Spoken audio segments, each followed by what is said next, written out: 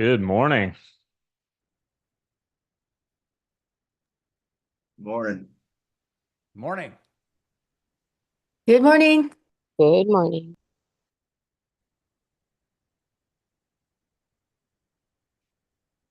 One of two things happens when you say good morning. No one says anything, or everyone feels weird if they don't say something. Those are the two results. Nice. All right. Well, let's get rolling, Chase. I actually wanted to start out with just a simple reminder for why we start our call this way every single morning, which is with gratitude. For anybody new to the call, gratitude is the thing that we start with, mainly because we say the morning is the rudder of the day, and that's a quote from Wayne Dyer. And gratitude, basically, starting with gratitude, it changes the way that our brains work. And we've talked about it many times on this call. We have what's called a reticular activator system. Every single day, we process millions of pieces of information, and it's constantly competing for your attention. So our goal is to start the morning focused on gratitude, because when you start it focused on problems, stress, what isn't working, then your brain actually spends the day finding evidence of those things. So our goal is to start it with gratitude to get your brain to start looking for opportunities, wins, resources, basically just positive interactions throughout the day. So with all of that said, let's start with some gratitude. Who or what are you grateful for this morning?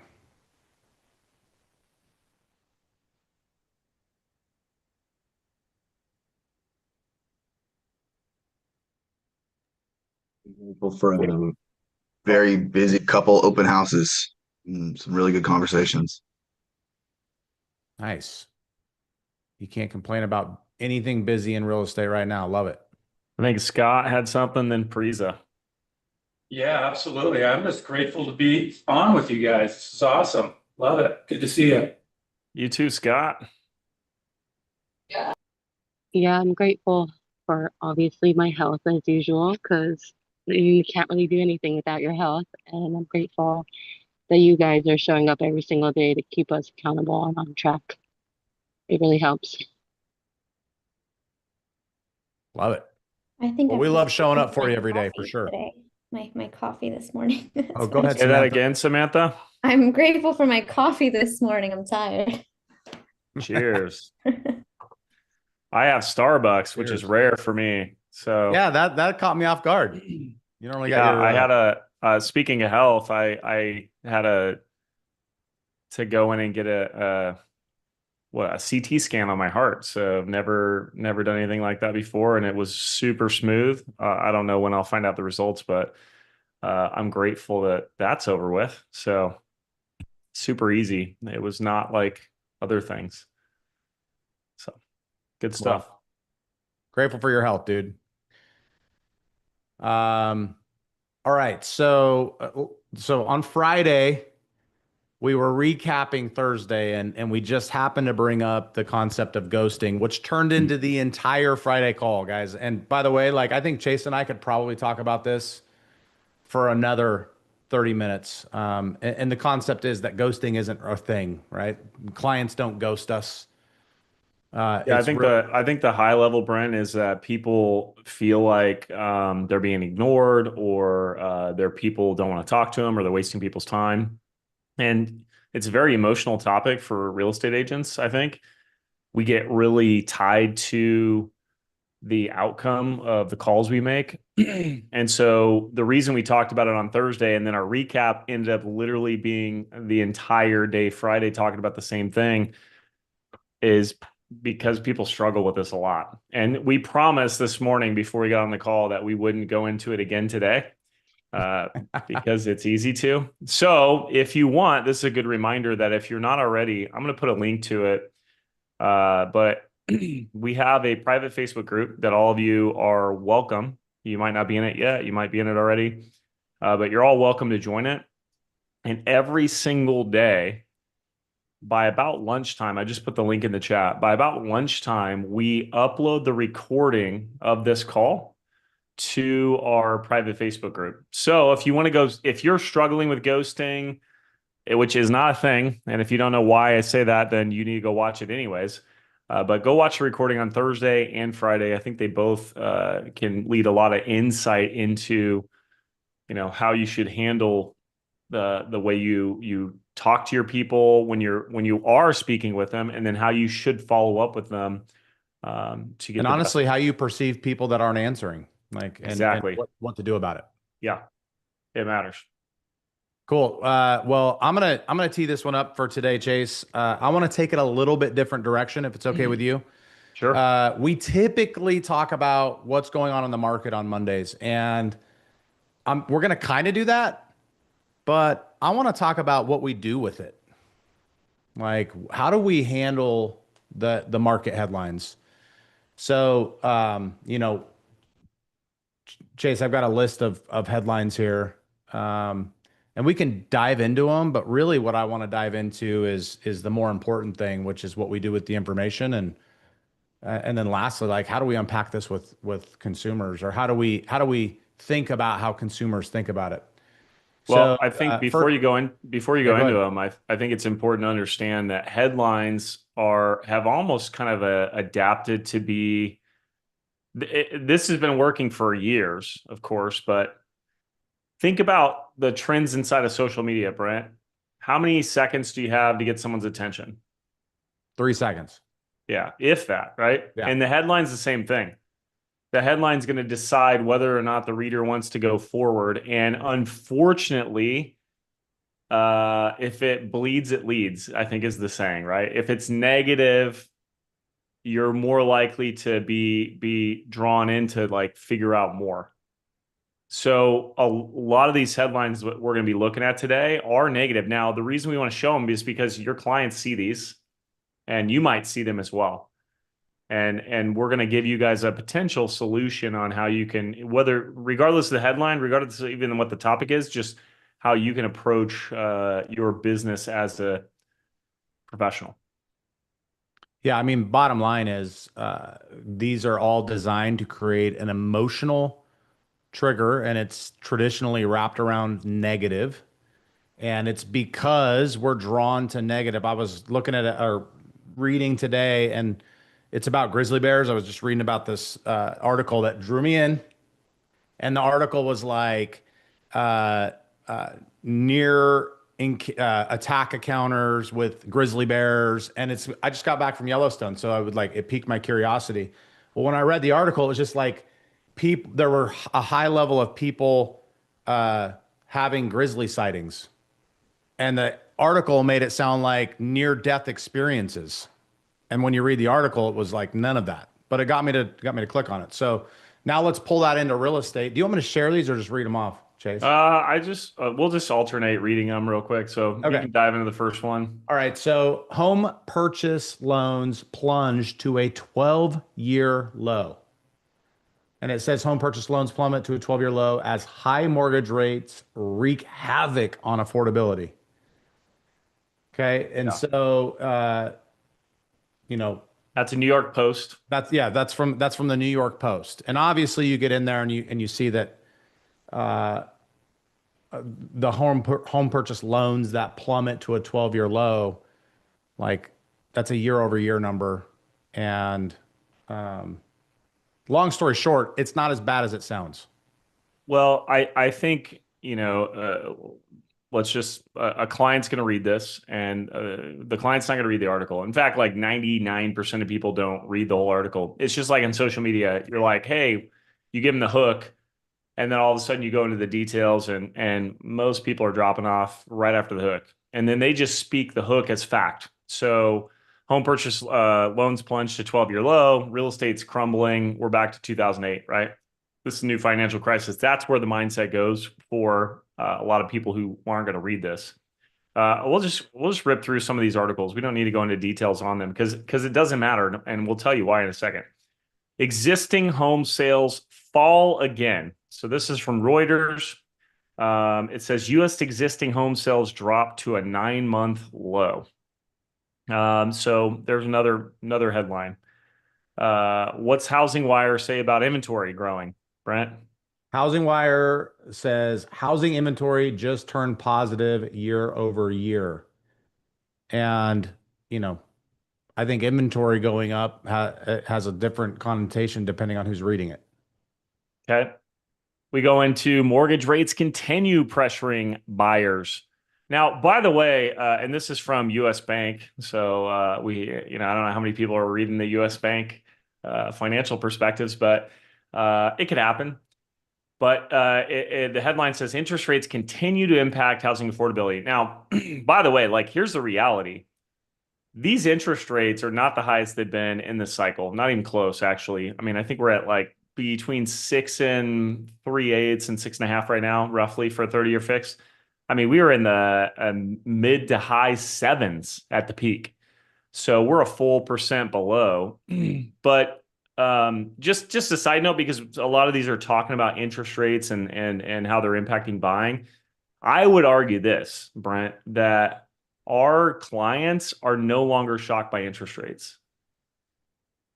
Yeah. And that's the one thing that I think that although that doesn't get you to read the article, right? Headline: clients aren't shocked by interest rates. Like they should write that article, but that's not going to be an article that they write. You know, as 3 or 4 years of being between 6 and 7%, like this is just clickbait stuff, right? So let's get to the real punchline. Yeah. Is it okay if I go into the Yeah, model? let's do it, man. I think it's perfect timing. All right, so I'm going to go over to, let's see if I can figure this out. Oh, there it is. Now, just so you know, you guys can all draw. Please don't. You can. We'll all see it's you, and we'll make fun of you for drawing. All right, let's see if I can make this. Oh, look at that. Let's see how fast I can do this, Brent. Are you seeing what's happening here? Yeah, I'm seeing Crap. the whole process. There you go. Oh, That's good there enough. it is. Perfect. That's not bad. All right. So we have shared this with you guys before. Some of you guys have seen this quite a few times. Let's see if I can rip this out real quick.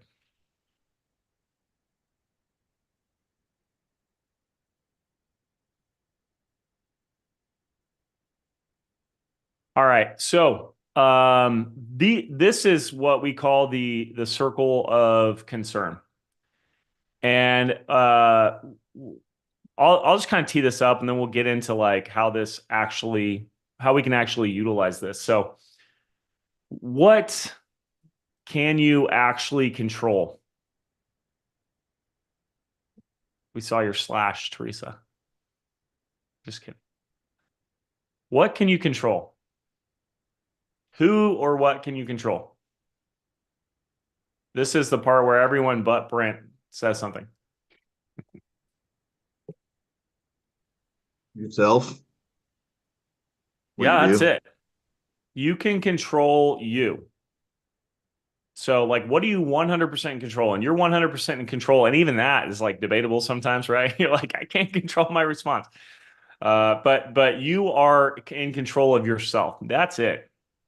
You know, you can't control your kids. We try to. You can't control your spouse. We try to. You can't control what other people think on social media. Some people try to. You can't control any of that. Okay, so if the only thing we can control is ourselves, then who or what can we influence? Others. Yep, others. Pretty much all those people I listed, right? Your spouse, your kids, like people on social media, friends, Clients. people. Yeah, people in your sphere, people you can touch and see and feel, people that you're close to. You can potentially influence them. Does anyone in here have influence on interest rates? Because I would like to I wish. have a conversation with you privately. Do you have any influence on interest rates? Do you have any? Yeah. Do you have any control? Do you have any control over interest rates? By and large, almost everything we're reading, like I'll go in here. Let's see. Phoenix inventory surges. Austin inventory hits record highs. Builders pull back. Investor activity slows. So these are all the headlines, right? And of course, all the ones we already read. Do you guys have any influence over any of that stuff or any control? Now, the crazy thing is, we all know the answer. We have no influence or control over those macroeconomic things. Like, none of us are going to influence or control anything to do with the war in Iran at all. Regardless of how much we say someone's right or wrong, nothing we do is going to influence or control it. So, but the crazy thing is, where do we spend our time? Like, if we just kind of rank this, let me see if I can, Brent, this is gonna be hard. This might not work very well. If we just, oh my gosh, that almost looks cool. Nope, undo. Sorry, one more shape. Let's see if I can make this Let's work. see if I can have influence over this process. Yeah. So what this is, let's just get these things back up here. So let's just say this is your time. This is the part that I think is a little crazy, Brent, is that where's our time? So if we put in time up here so we understand what we're staring at, our percentage of time is what? I would say some people, Brent, spend like 80% of their time in concern. Yes. Yeah, And worrying about market conditions, worrying about the state of the economy, worrying sure. about the state of the world. Yeah, so like if I could wave my wand, I would probably spend like 90% of my time. I guess it depends on who I am. Maybe 75% of my time inside of the control, right? And then because that's literally the only thing I can do. And then if I came over to influence, maybe I'd want to spend like 20% of my time trying to influence. And then I'd probably spend like 5% of my time in concern. Here's what's interesting because you and I have taught this before, and people will be like, you have to spend more time in concern because you have to be informed or up to date. So walk me through that. Well, like let's talk about that. Like, I mean, I have fell victim to this. I say victim because I feel like I was accosted, but during certain, let's say, world events, I've been sucked into like a news channel. Let's say COVID. Like when COVID hit, the amount of news I was consuming on a daily basis was significantly more than I needed. Things weren't changing by the minute, right?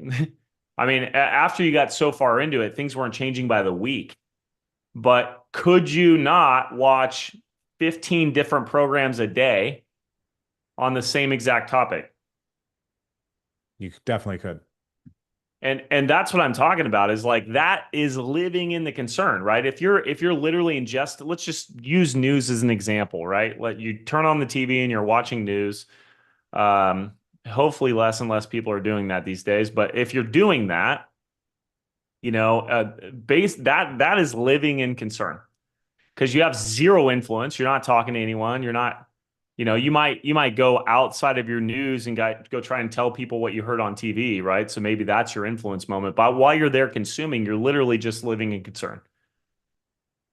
And what I'm talking about, Brent, is like we all know people. I mean, I know people like this today that they're probably like 60-70% concern. The other 30% is influence, and then they don't control shit. They sit there and point at other people and say, these people need to change. They're the problem, blah, blah, blah, blah, blah. And because I saw it on TV.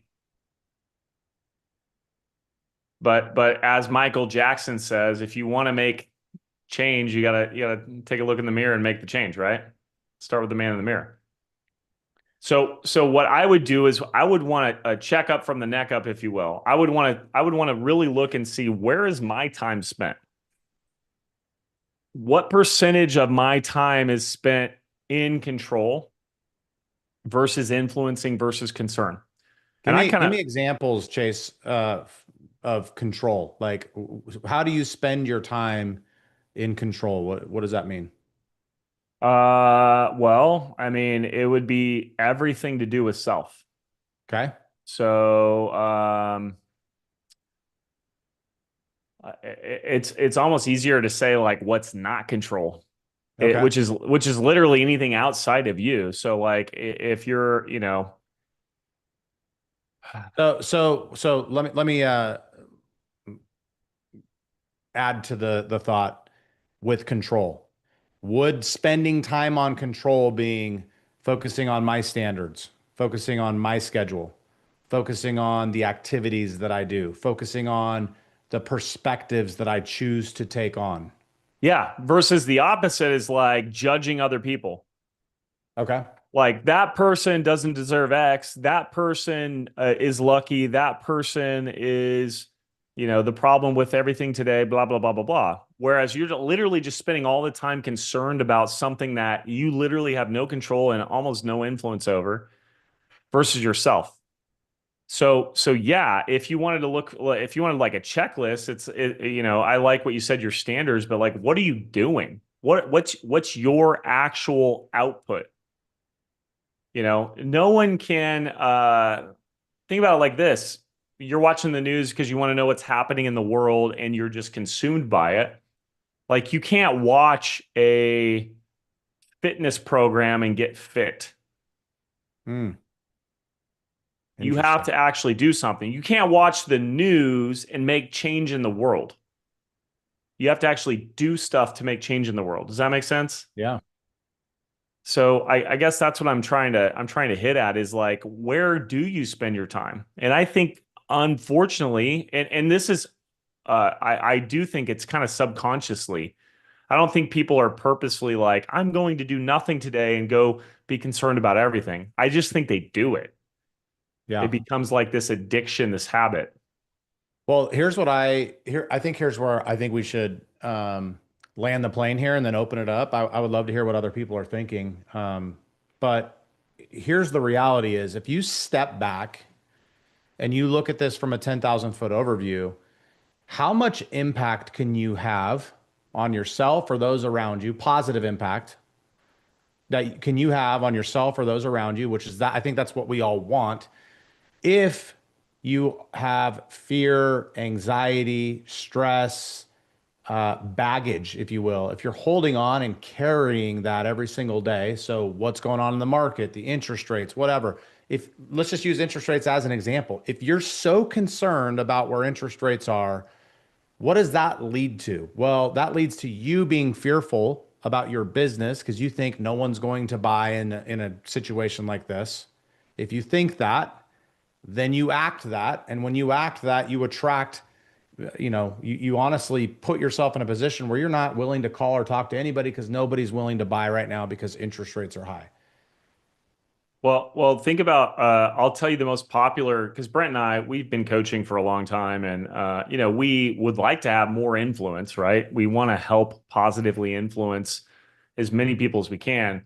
When I go look at the coaching influencers in real estate, what are they talking about, Brent?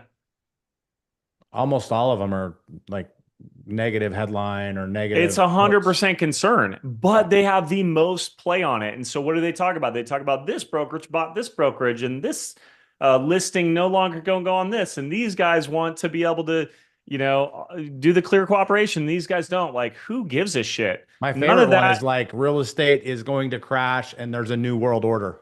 None of those most influential posts, and I'm talking like thousands of comments and all these likes and follows and stuff, none of those are selling people real estate. There ain't anyone who's made a dime selling real estate off of that post. So that right there is just showing you that the tactical thing of you going and doing stuff to get business has basically no views, no likes, no comments. But then the like scary, this brokerage is buying this bullshit, gets all the views and all the likes and all the comments, shows you that this whole thing has been flipped. This is what's actually happening, Brent. This is where realtors live. So if you want to apply this to realtors focus on concern. This is the average agent. And I guess it's like, how do you flip-flop that? Sorry, I grabbed the wrong one. How do you flip-flop that so you guys are not whoops. I'll get out of this before I screw it up more. But how do you get out of that cycle and get into action? Like, what do you actually control? You can control the relationships you have. Zillow has no control over your relationships.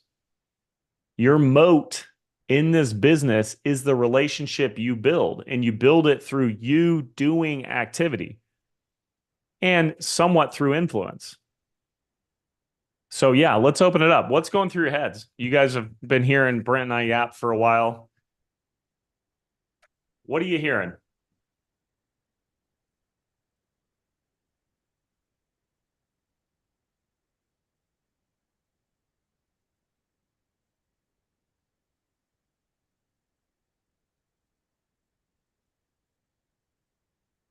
Wow, dead silence.